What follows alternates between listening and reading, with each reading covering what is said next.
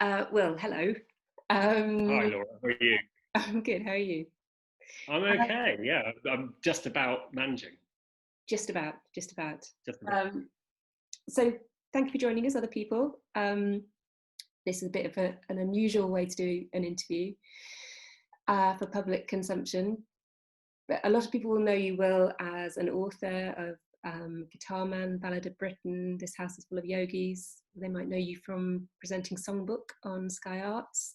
But a lot of people will know you as the chief music critic for The Times.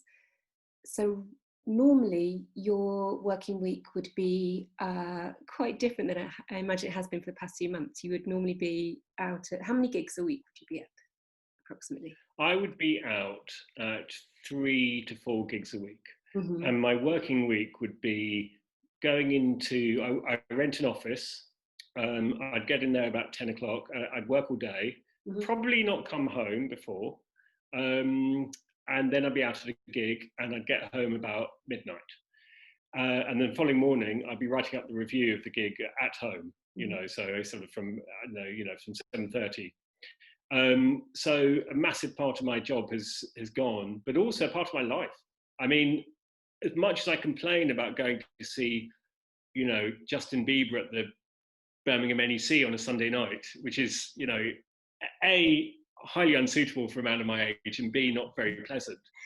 It's life, it's experience, it's people. You know what I mean? It's music, and this is what I realised about my job, which has really brought home that it's not just the gig, it's not just the person on stage who you clap at the end. It's the fact that you're surrounded by people. It's a night out. There's interaction. There's the way people look. There's the way people act. There's getting there. There's the whole rigmarole of the place. All of that stuff. There's the dreadlock sound guy with Bo kind of flailing about the place. All of those things I'm missing terribly. If I'm going to be honest with you, so many times I thought I really, really don't want to go out tonight, and now, of course, that it's been taken away from me. I really, really miss it. I think it's easy if you are a music critic, and I'm also one, to get quite blasé about going to a gig, and it's important to check in a little bit and remind yourself of the excitement that you once felt when you had to pay for tickets, when you had to queue with everybody else, not slip in the guest list, but also how you would prepare for a gig. Count down the days. Certainly, I, as a young woman, would think long and hard about what I was going to wear to a gig. I wish I still had that consideration now. I don't. I just rock whatever. But those are the things. It's very easy to forget, aren't they? But for so many people in an audience at any show, whether that's Justin Bieber in an arena, or whether that's I don't know, a teenager sneaking in under the licensing laws to go to a scrotty gig somewhere in I don't know, the Dublin Castle. Um, that's what gigs are is important not to forget, I guess. Do you remember? Yeah, think about when you were 15 or 16, and you had discovered some kind of underground band, or like something that all the kids at school didn't really know about. Mm-hmm. Don't you remember how exciting it was to go there and look at all the people there, and just wonder about whether they had parents? Do you know what I mean? Whether they had normal homes, Yeah, because they're so cool and they're so exciting. They surely they don't have parents like me. They don't have boring homes to go back to. I used to. That's the kind of So I'm interested. What did you think about all that world? Oh my god, it was simultaneously exciting and thrilling, and but also deeply intimidating, and a language I didn't quite know how to speak. And now from my great age, I look back and I think no one really knew how to speak the language. But I used to be so nervous about how I even stood in a crowd of people, which is probably why even to this day I become the corridor in a crowd. I'm still the person that people push past. But um, yeah, it was such an important part of growing up, having a band that was your band, and that you knew all the songs and the stories behind a lot of the songs, and to be in a room full of people who felt something similar about that band was extraordinary. Um, Completely, and also the venue. I mean, I used to go to this place when I was 14. First time I went there, they wouldn't let me in. And then I went with my older brother and kind of just sort of hid under his shadows and sneaked in. It's called the Clarendon in Hammersmith, and it was so incredibly exciting for me. You know, things like, you know, I came from suburbia, and then suddenly you're in this place where the toilet door is hanging off its hinges, the bar staff are rude and surly, everybody's smoking as they did then. People look exotic and weird. It was all so exciting, and you know, so yes, it is definitely the band, but it's also the culture which I found so exciting, and that's something which I've realised when it's been the last few months where it's been taken away, is that these kind of shabby, often slightly out of the way places have a very important role in British culture, but it's not really celebrated. I mean, it is to an extent, but it's not, you know, it's not like, it's not celebrated in the way that, you know, you're not going to, I don't know, like it's different at the South Bank or the Barbican or, you know, the Sage Gateshead or anything. It's, you know, as great as those places are, we're talking about the kind of the grotty, grimy little venues, those places. I think it's because when you, especially when you're 16, 17, 18, it seems like anything's possible. So although I can completely hear you when you say they're intimidating and you're sort of wondering where to stand and all the rest of it, it's also massively exciting. Oh yeah, and you feel as if you found your people. Yeah. I should say that the reason we are talking today, in fact, is that we are celebrating these these venues. These grimy places. Yes, let me hold it up. It is Roof Dog, which is a celebration of Brixton Windmill, which Will has written for Rough Trade Books. And the illustrations are by your son Otto, who is, right. He's at Camberwell, right, studying art? He's just gone, yeah, he's 19 now. Okay. So he was a windmill regular. So, so he's provided all these beautiful sounds really rubbish, a rubbish word to use, but amazing illustrations in here. One of the things I really love about this book is the fact that it's about a relationship with a venue. It's about your relationship with venues in general, and the Clarendon specifically. There's a lot about the Clarendon, but it's also about Otto and his relationship with the windmill, and a very particular intersection of your lives, and that you are a music critic. You would have to go to the windmill, I would imagine, to see bands, or often go. And Otto's there as well. There's a brilliant section where you're talking about where you're going to a gig or a Christmas party, I think it is, at the windmill, and you're walking there, and Otto's very nervous that you're going to want to hang out with him. Yeah. He gives me a very specific set of instructions. It's like, you know, because obviously also this is a situation which I could never have in a million years with my dad. You know, the thought of going to see the Jesus and Mary Chain with my father is horrific, you know. But, you know, to go and see, I think we're going to see Black Midi and Black Country New Road. And, you know, first of all, I'm getting him in for free. So he is aware of that. But at the same time, he's then an 18-year-old. And on the way there, I think he said, oh yeah, Dad, is it all right if when we get in, you you know, you find some people you know to talk about, and you just kind of maybe pretend you don't know me? It's like, yeah, fine, whatever. The funny thing is that we went to see Damo Suzuki, you know, the old lead singer of Can. Now Damo Suzuki is in his 70s. So the audience there's lots of old gits. And actually, all age groups. It was kind of cool. There were people in their early 20s who discovered Can, people in their 30s, right up to their 70s. It was a real mix. When we went there, none of his friends were there, and he was kind of fine then with hanging out because it was a complete all ages and thing. But when we went to the Christmas party, he was very young, and there are lots of people he knew. That's when I had to pretend I didn't exist. So it was interesting. It got me thinking about rock and roll in a way, rock music, and the fact that I've loved this, and in a way I haven't grown up because it's something I discovered in my adolescence. It's never really left me. I don't just mean rock music. I mean soul, funk, you know, all kinds of music, what you'd call popular music as opposed to classical.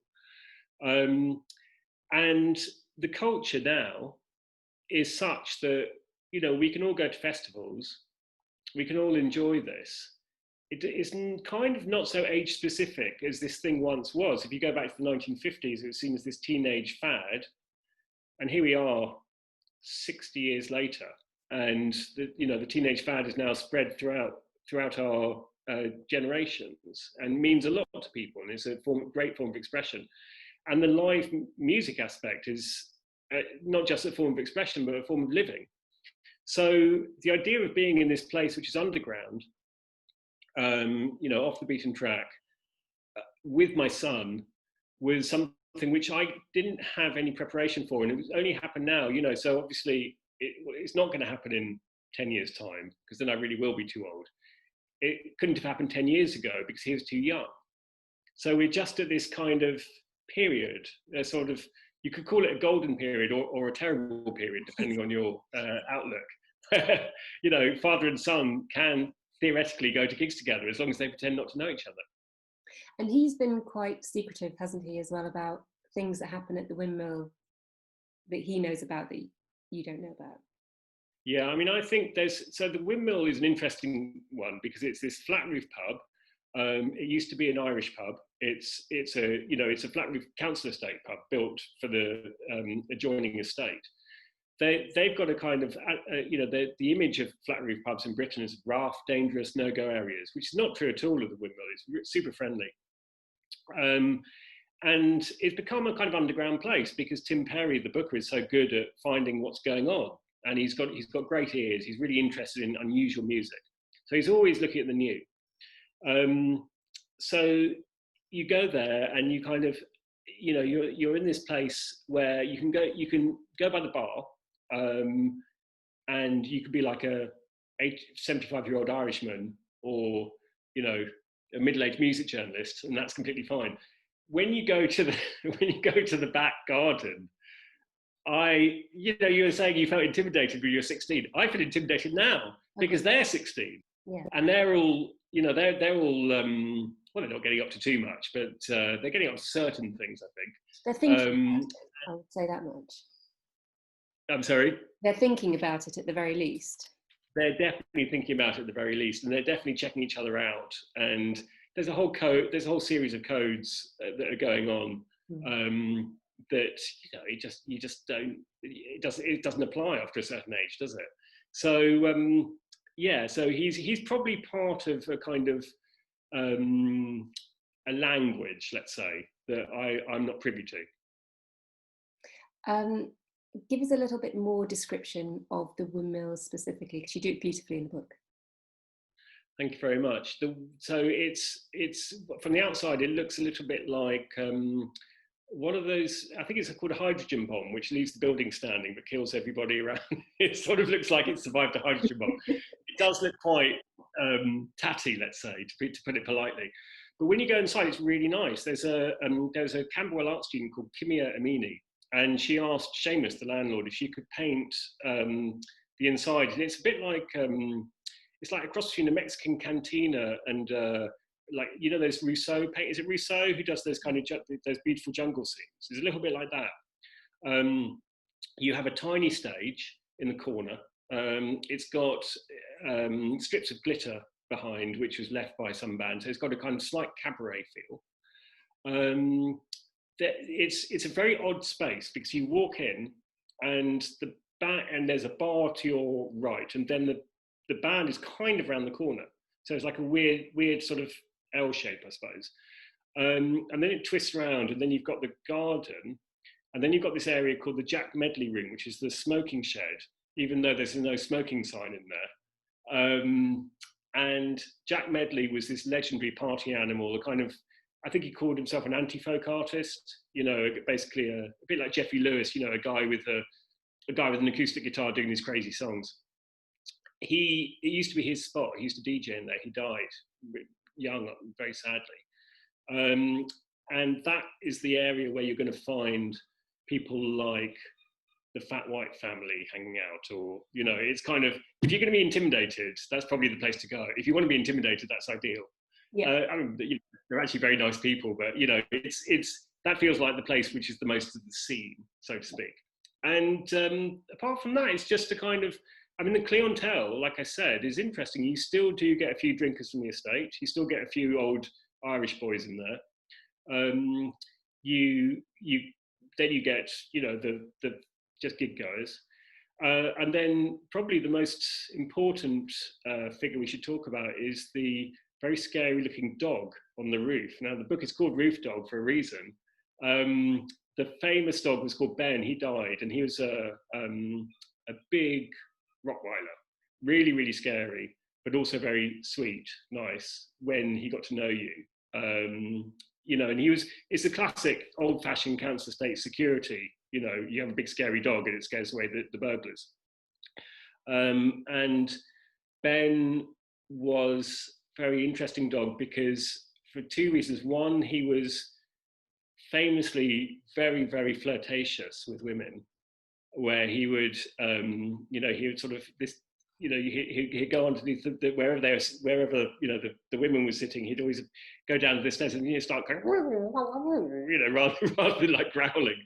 And he also had a thing about, he really didn't like, this is a bit unfortunate, but he didn't like goths for some reason, especially if they're French. And there's a famous incident where everyone was outside at the front, and there's a bunch of French goths. It was a very sunny day and everyone was just having fun. And the French goths were taking themselves very seriously. They had all their layers of black and they're trying to be too cool for school. And then Ben relieved himself all over them as a way of showing his you know, his displeasure. So yeah, he was the one. They've always had a roof dog, and now it's got I think it's a is it Rottweiler, Lucky? No, German Shepherd. So there have always been these big scary dogs, but generally, you know, because Seamus, who runs it, is actually a really nice guy, and Tim's really nice. So once you know, when you're inside and you see a big scary dog wandering around, it's actually going to be fine. Yeah, it's basically they're guard dogs, but they somehow seem to understand that when people are inside and it's all crowded, they're okay. There's been no incidents that I know of, apart from the urination. I mean, that was a good and memorable incident. Yeah, it was memorable. Those kinds of venues, though, are increasingly threatened, aren't they? In across the UK, we're probably going to focus, I'm afraid, everybody largely on London, because I think those venues have been actually swept away in London at a far faster rate, as much as anything. I know that you and I have been talking about Emma Warren's book, Make Some Space, which is about total refreshment in East London. And Damaged Goods have a new book about London's lost music venues. So they've got the Marquee and the Roxy, the Falcon, Bull and Gate. Clarendon. Yeah, the Great Clarendon. Correct. Which are the ones that you miss the most? Obviously the Clarendon. And what did they give London's culture and the country's culture specifically, do you think? So first answer to the first question, I missed the 12 Bar Club, which was on Downing Street, which I loved. I miss the Marquee when it was in Wardour Street. I used to go there. The 100 Club's still going, which is fantastic. I miss a little place called the Buffalo Bar. You must have gone there, Laura. That was great. I used to DJ there, yeah. Used to DJ there. There you go. There we are. I miss lots of places. There's a place called the George Robey, which was on Infinity Park, which I didn't miss that much. I didn't like it that much, actually, really. But I suppose it was quite important. And the Clarendon was my childhood place, which actually went years ago. I mean, that went, I think, even in my early 20s, it was gone. What they bring is, first of all, you know, you were saying earlier on that excitement that you have when you discover these places and you discover a new world. You know, it's a world that you're not going to find at home and you're not going to find it at school. It's even quite hard to find it at you know, on the record shop or whatever. It's something that belongs to not just the bands playing, but the people that go and the whole scene. I feel that the best of these places, first of all, they're run on passion. You know, there's no one sets up these places to make loads of money. They always have their own character. The good ones tend to get known for certain styles. You know, I think that's without, you know, or at least a certain aesthetic or a certain sense of taste. You know, I think that Wimwell's done well. not because it sticks to any one style of music, but because Tim's always been very, very good at seeing what's going on in the underground, you know, whatever, however different that might be. And what they bring also, it's one of these things which is really hard to define, but I know it because I love the places so much.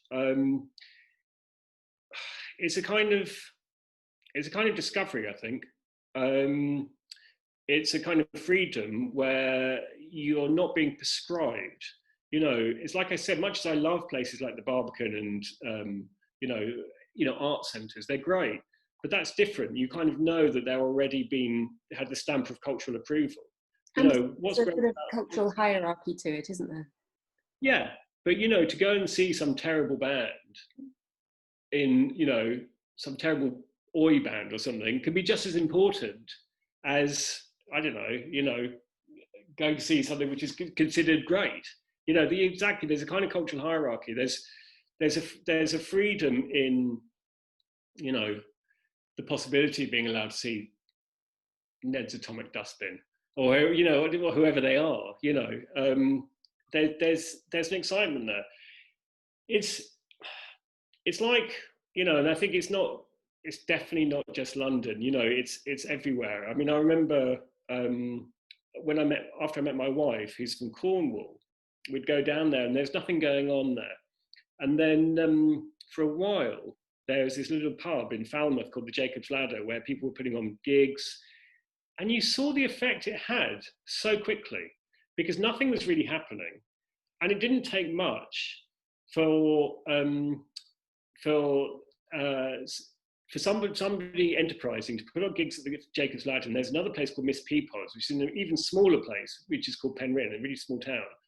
And suddenly you had all these quite weird, interesting American bands who were, you know, real underground bands, like a band called Sunburned Hand of the Man. I remember they played there. This is about 10 or 15 years ago. And, you know, it was interesting for them because they discovered a new part of Britain they wouldn't have otherwise gone to. And they played in front of 30 or 40 people. But for those 30 or 40 people, you think, how exciting is that? Do you know what I mean? And something didn't exist before. You're not going to find it under the official, you know, kind of, you know, sanctioned art centre. And it creates a scene. And, you know, scenes can be very, very important. It's not, you know, people think of scenes as something rather shallow, but it's not necessarily that. It's a place where you can suddenly there are new ideas fermenting, and they never last forever. They never last that long. But, you know, you can feel really a part of things. So I think that's the importance. Yeah. It's certainly where I live. I live down in Kent now, and that's been a really crucial part of I guess there's been an influx of people to this part of the world, to Margate and Ramsgate and whatever, but venues like the Music Hall in Ramsgate and elsewhere and Tom Thumb and wherever in Margate have been they've been the glue for lots and lots of people. And so many interesting people passing through and cross-pollinating. And I think cross-pollination is probably one of the big things for me in those venues because, you know, you are all queuing for one toilet and you are all hanging out in the smoking area and you get to have conversations that you've never before had in your life. Even at our age, you know, you still will meet interesting people who think differently to you. And it's not the same as going to even a slightly bigger venue. I think it's crucial that they are quite small and they're scruffy and, you know, and the people at the bar have their lives doing other things. Yeah. Ramsgate Music Hall I've never been to, but I know that, I think you put on gigs there, didn't you? Yeah. You've been involved in it. So that is what I imagine is what I found when I went to these little things in Cornwall, is that suddenly you get all kinds of people because there's only so much going on, and people are curious and they'll come out. And so it may not be that they were fans of Jeffrey Lewis or whoever, I'm not sure who played at Ramsgate Music Hall, but you know what I mean? You know, but they think, well, this is interesting. Mm-hmm. And so suddenly you do get cross-pollination, you get all kinds of different people going to those things. And you realize, well, if you lose them, you know, especially in rural areas or smaller towns, you think, what's left? You know, we're going to be, you know, these are really important, I think. I think they kind of make things happen in and of themselves. I mean, the Windmill example I always think of is the Fat White Family. You know, that band by doing something unusual and interesting and challenging, you know, it's kind of transgressive punk, I suppose you call it. They inspired so many bands in South London. You know, and before them, there wasn't really a great deal going on. So, but you need that example, don't you? You know what I mean? And it's very, very hard when there's nothing. And these places are really easy. It's easy for them to fall down. And I think at the moment, it's particularly easy, and it's going to be really hard for a lot of these places to come back. Oh, God, but yeah, I mean, the only thing I'm hopeful for is that I'm old enough to remember the recession of the early 90s. I just left school, and it was actually, at that age, it's quite a good time because rent was so low. It was suddenly there's all kinds of things going on, you know, people living in squats and stuff, and putting on things. So once we're out of the coronavirus period, it's inevitable there's going to be a big recession. No one wants that. But at the same time, I'm thinking, well, maybe there will be some of that DIY spirit where you don't have to, things don't have to cost a fortune, but you do need imagination, you know, and you need to take a few risks. Maybe there'll be a little bit of return to that. I don't know. We've already got a bit of a situation though, say in central London, in Soho, around there. There used to be so many of those little things.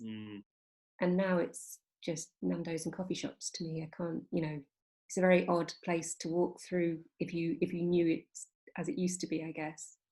Do you think that there is a chance for cities to rebuild if we do go through a recession? Do you think there will be spaces still in the centre of a city, or is everything being pushed out? Well, it's a little bit like, you know, when I first went to New York, it was super exciting. And then when I went to, I mean, New York's always going to be exciting, but I remember last time I went, it was a couple of years ago, just felt so expensive. Do you know what I mean? It's like, how can places survive? So growth is not always a good thing. And I think maybe there could be, you know, a big crash, which is inevitable. There could be a little return. I mean, you know, Detroit was seen as a complete write-off after the collapse of the motor industry, and the center was just, you know, almost like a no-go area, and kind of, you know, you'd hear these stories of buildings just, you know, like the old city hall being covered in vine and stuff. But there's been a bit of a development there with people setting things up and getting things going. So I don't know. I mean, it's very hard with Central London. Central London's been it's kind of been off limits for exciting things. And it's like when the 12 Bar went, which is not long ago, that was really sad, because that was, you know, that was, you know, for people who don't know, it's on Denmark Street. Denmark Street's full of these great guitar shops. And it was just an exciting little place to go to. So when that went, and you knew it's because they're developing the whole area, and it's turning into kind of semi-private space full of Jamie's Italian or whatever, or it was then, I think that's gone now. You know, it's depressing, isn't it? It's, you know, it strips places of character. So yeah, I mean, I think there could be. I mean, what I'm an optimist, and what I do feel is that, you know, I was looking through London's lost music venues, this book, and thinking, my God, you know, the Club of Mankind or whatever venue had long gone, the Crypt in Deptford, all these places. But places pop up. Oh, yeah. You know, I mean, you know, I live in Peckham, and Peckham has when we moved in, there was nothing going on there. Now there's quite a lot. So, you know, places do pop up. You know, people do get things going. I think people love live music. I think they really, really love it. I mean, look at the Renaissance in jazz. You know, who would bother in the days in the digital age to spend, you know, hours and hours and hours perfecting your craft, learning to play incredibly complex music, which basically only exists live because it's improvised. You know, that's its purest form, and you're playing, you know, in front of a handful of people probably, and yet it's boomed. And I think it's because it's so expressive and exciting and culturally relevant. So that happened at places like Total Refreshment Centre or the Church of Sound in Clapton. You know, that's exactly true. Yeah, exactly true. And again, I think those places helped inspire. You know, I think you need spaces. You need physical spaces. You know, one of the things that's happened, you know, I mean, right now it's a joy to talk to you, Laura, but I'd rather see you. I'd rather have a drink. You know what I mean? Yeah. I feel like that with all my friends. I'm missing people, you know, and I miss spaces, you know, and I miss being with crowds and everything. I miss meeting new people. So I feel that those venues will actually have more of an importance after this, because we realise what we've been missing. We have to keep this fairly short and sweet. as we all know, our online attentions spans are quite limited. Yes. Do you want to give us a little reading of a passage from the book? Oh, okay. Sorry, I'm on you, didn't I? But I just thought it'd be nice. Yes, it would be nice for us right. to have a little taste of what the windmill's like and what we're all missing right now. Okay, well, I'll just do the first page or two. Brilliant. Yes. Okay, here we go. So, at the back of the windmill, a flat-roofed pub at the top of Brixton Hill that for the past 2 decades has been an unlikely epicenter of Britain's underground music scene, is a shed-like space that was once intended as a green room. Generally known as the smoking shed or the Jack Medley room, this would-be artist quarters has a tendency to get filled each night with people who may or may not have something to do with whoever is performing on the little stage in the corner of the main room. The green room, stroke, smoking shed, stroke, Jack Medley room, backs out onto the windmill's garden where there's graffiti on the walls, an extremely dirty Cronenberg 1664 umbrella over a picnic table in the centre, and a rockery in the corner where the rocks are painted in sickly shades of blue and purple. Here and there are patches of greenery, even the odd flower. You cannot help but feel, though, that the flowers are fighting a losing battle. I'll leave it there.